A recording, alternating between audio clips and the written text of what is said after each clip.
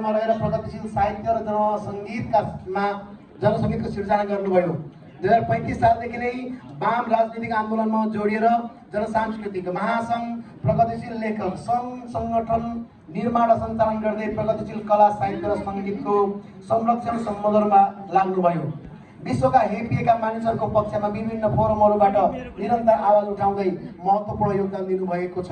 नेपालको राष्ट्रिय सभा सदस्य र साझा प्रकाशन नेपाल सङ्गीत तथा नाट्य प्रज्ञा प्रतिष्ठानको प्राज्ञ सदस्यको समेत जिम्मेवारी तपाईँले पुरा गरिसक्नु भएको छ। चलचित्र, नेपाली चलचित्र, टेलिचलचित्र, नाटकमा समेत सफल रङ्गकर्मीका रूपमा अभिनय गरिसक्नु भएको तपाईँले आस्थाको खेती नामक सिर्जना सङ्ग्रह लगायत अनेकन गीत तथा अन्य फुटकर रचना मार्फत समाज परिवर्तनमा योगदान दिनुभएको छ।